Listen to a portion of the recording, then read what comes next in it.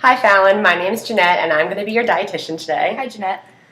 So, how are you today? How's your day going? How'd you feel when you woke up? Felt good. I felt like I was feeling motivated today. Yeah, ready to make some changes? Definitely. Awesome. So, I understand that you've been struggling with your weight loss, and basically I'm here and I'm going to help you and guide you every step of the way. So first off, can you maybe tell me a little bit of history about your struggles? So my parents got divorced back when I was in my junior year of high school, and I started to put on a little weight from that. I definitely turned to food as comfort and was there for me. And my mom, shortly after the divorce was settled, went back to work. So I pretty much was on my own with feeding myself. So what kinds of foods were you mostly eating at that time? Like microwavable dinners, some pizza rolls, and Hungry Man's, and pizzas, takeout. Yeah, a lot of takeout. Definitely a lot of takeout. It's hard on the pocket, isn't it, a little bit? Definitely, yeah. So, I see that you do want to change, though. That's why you're here. That's why you're seeing me. Yeah. Have you made any changes in your diet recently? I've tried to cut back on some takeout dinners. I've been eating some more fruits and vegetables. Do you know how to cook? Not the best meals. I should probably start learning. Yeah, well, I can help set you up with some cooking classes.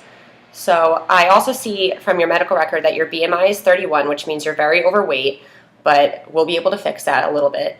And I also see that you have asthma. Can you tell me when your asthma symptoms started? It came about 5 years ago after I put on a substantial amount of weight. About how much weight did you put on?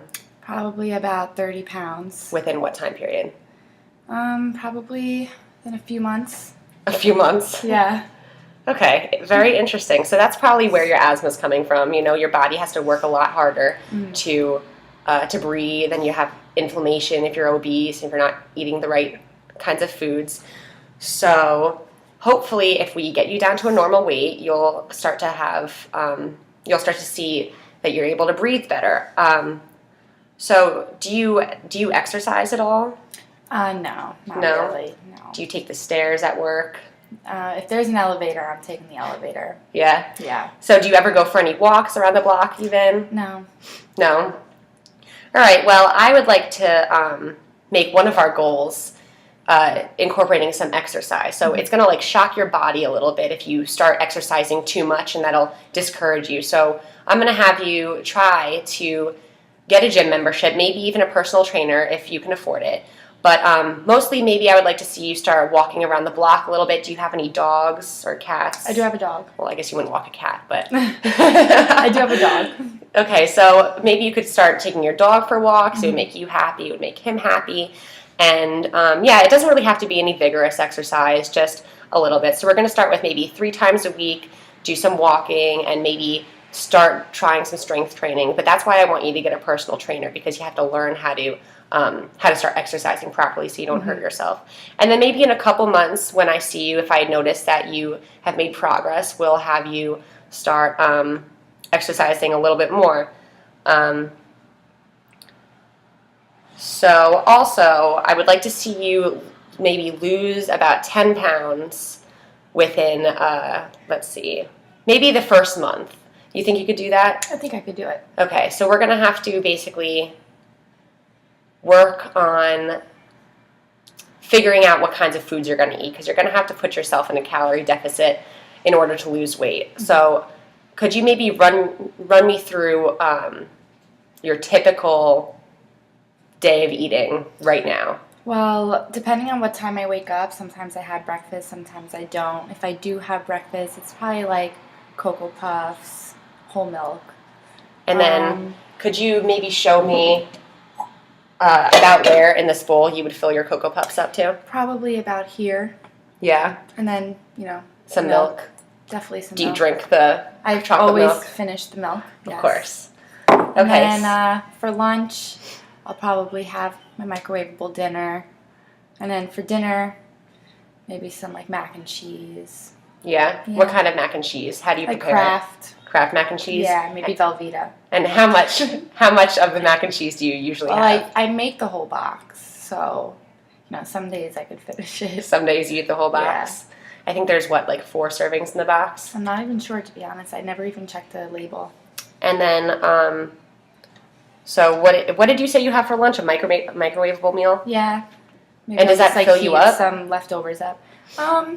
No, but I do snack often. You snack, and then Yeah. what kinds of foods are you snacking on during the day? Chips, cookies, Chips and cookies.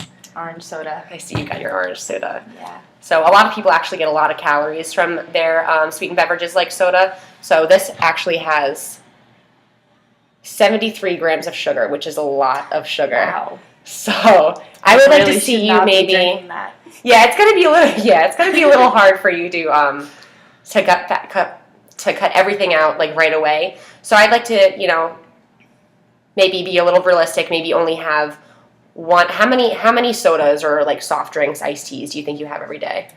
Definitely one with every meal. One with every meal. So Yeah. maybe the first week, let's try to only have one a day. What is your opinion on diet sodas?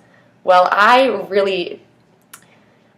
don't know. See, diet sodas, the problem is that the sweeteners that they use will kind of trick your body. So you think you're getting carbs, but you're not. Mm-hmm. And so your body is trying to break down the carbs that you don't have, and that's going to make your body crave carbs more. So by having diet sodas, it's actually not going to do you much good, because then you're going to be just trying to get that carb from other meals because your body's going to crave it. Okay. And it also can, I believe, I think you can still release insulin even with a sugar like that, a fake sugar, because again, it just tricks your body. So that really wouldn't be helping you with your diabetes risk So maybe or anything I should like just that. try and stick to water.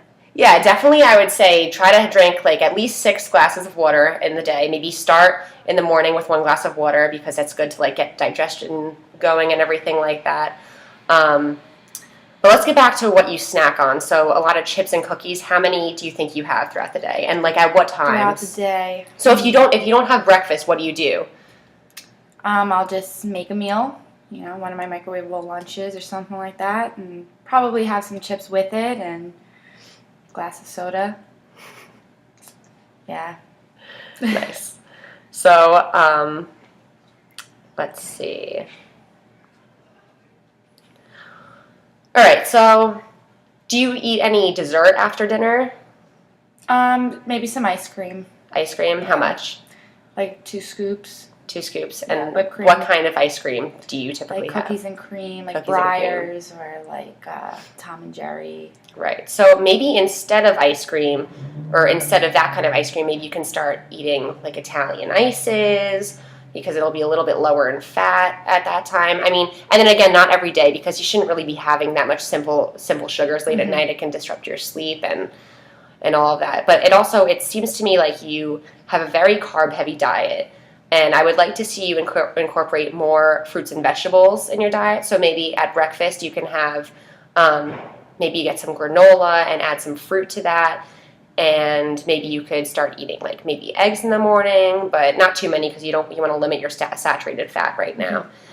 And then maybe as a snack you could also have I don't know, do you like vegetables? I do.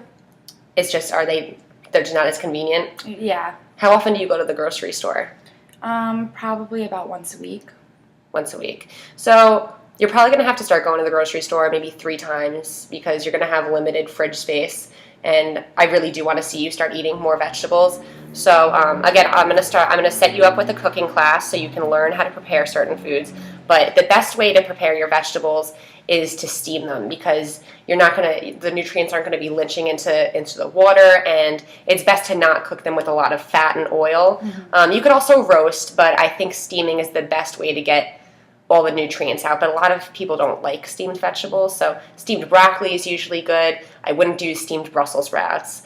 Maybe you can saute in a little bit of oil some spinach and garlic, and that can be a good vegetable to get. Also, of course, you do still need to be getting carbs. I'd like to see it less simple, refined carbs, so no refined breads. Maybe if you're having a sandwich, instead of white bread, you could go with whole wheat bread. How does that sound? Do you think you can do that? I think I could do that. Sounds like some easy changes. Yeah, and then maybe incorporate some more grains in your diet as well. But I think the big thing for you is to make sure you drink more water. Okay. definitely need to drink more water. So are there any other things? So we have 2 goals. We're going to try to lose 10 pounds within the first couple months. Then we can probably bring it down to 5 pounds a month once you've lost a big chunk of your weight. Mm-hmm. And we're going to try to exercise. Do you have any other things you'd like to accomplish? I think. Well, your asthma, we want to get under control. Yeah, but I think with the weight loss, that should come. Yeah. The asthma thing. So,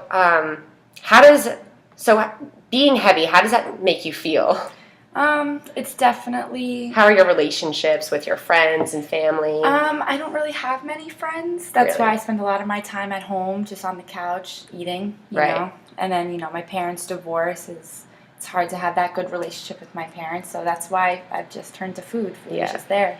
Well, I mean, honestly, you're not alone. It happens to a lot of people in this country, and I think something that would be very beneficial for you would be to maybe start like some kind of not group therapy necessarily, but support groups maybe with other people that have the same struggles, because I found that a lot of my clients who start going to these support groups, they make great friends, and then it's a lot easier if you find somebody to exercise with, or you can get certain tips if somebody's a little bit more progressed in their journey with weight loss. They can help you a lot. So I think definitely start socializing more, and that will pretty much help your overall battle with weight loss. Okay, sounds good.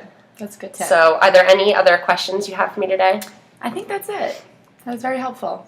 Okay, awesome. So let's make an appointment. I'm going to follow up with you in a month, and I'm going to take your body measurements again and see what kind of progress we've made. And if you're exercising, you're going to put on some muscle. So I don't really want to use the scale as the main tool.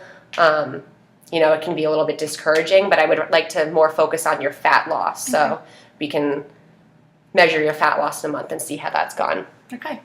All right, so have a good one. You too. Good luck. Thanks.